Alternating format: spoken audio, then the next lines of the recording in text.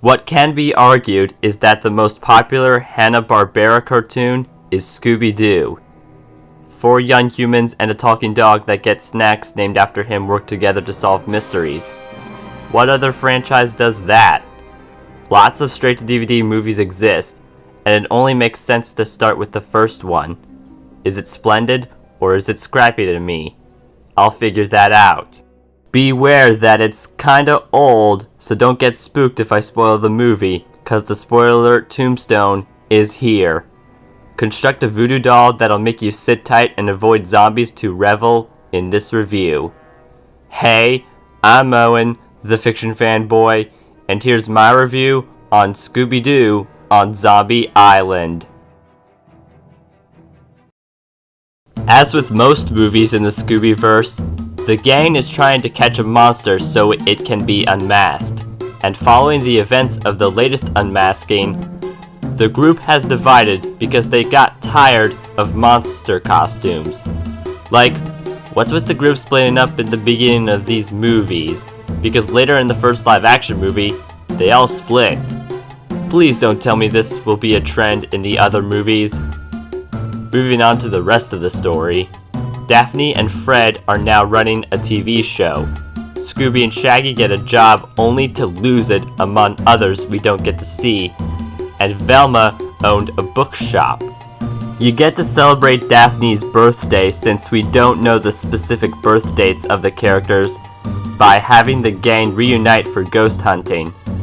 New Orleans is the first stop for the reunion and new TV program, and after lots of fake ghosts, Lena is introduced and may have a solution for the need real haunts problem as she tells them about Morgan Moonscar, an actual ghost that haunts the island with his last name on it.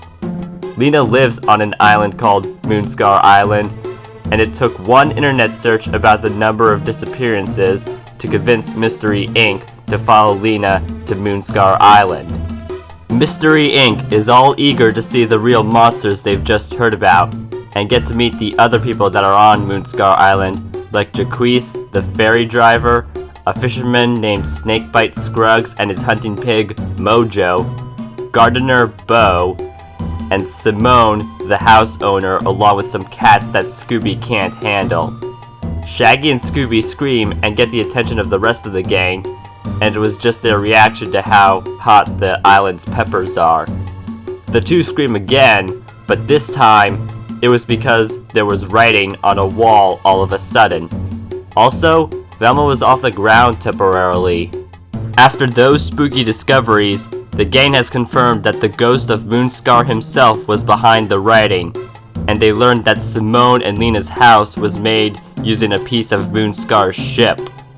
Going back to Shaggy and Scooby's side of the story, they get worried about the cats and Mojo, yet they soon come to a real problem. A grave. In that grave, there was a skeleton, and some green fog appeared, possessing the skeleton, revealing himself to be Morgan Moonscar. The zombie chases the two main characters, and it's miserable for them for the reason that the zombie couldn't be relocated.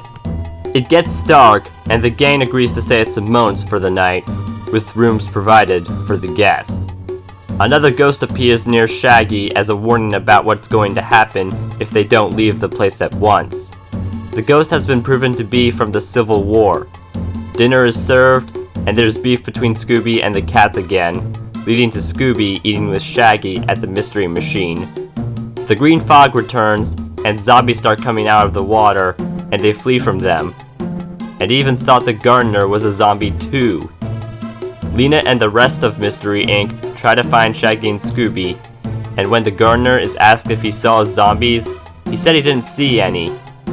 He's a possible suspect, according to the gang, and there's more proof that the island is haunted.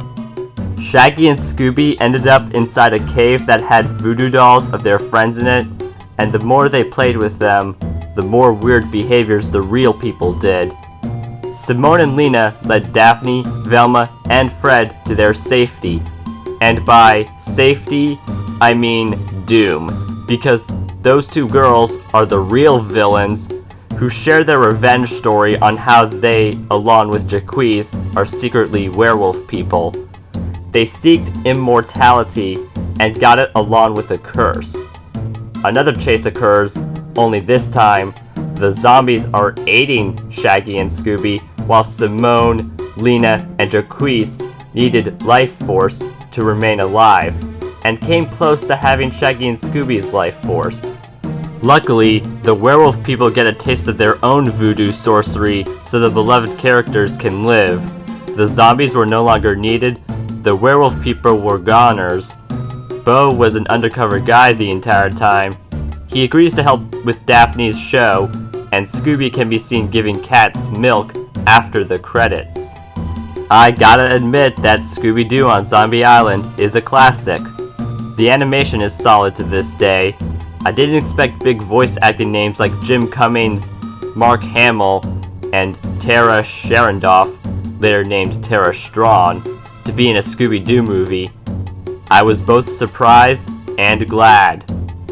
3 songs were used in the movie: the Scooby-Doo theme, The Ghost Is Here, and It's Terror Time Again, with the last 2 performed by Sky Cycle. Nice! Also, the credits have properly paid homage to Don Misick, the original voice of Scooby. Not a lot of downsides, except that some of the voice acting hasn't aged well, like Daphne isn't the same without Grey Griffin for me.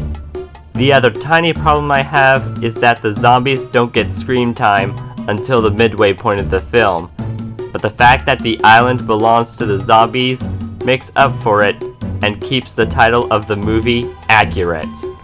This first Scooby-Doo straight-to-DVD movie was a good start, and I'll be giving it 4 out of 5 stars. Aside from a few things that probably weren't as good as they were back then, I could tell that Scooby was hungry for more adventure, or just wanted a lot of snacks, or both.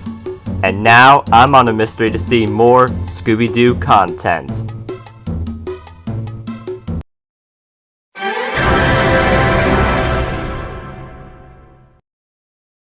Want more fiction? Then please do what my friends say, comment below, and follow me on Instagram for thumbnail previews and teasers for upcoming YouTube videos. Fiction Fanboy has finished this video. Everyone keep fantasizing, and good night-o!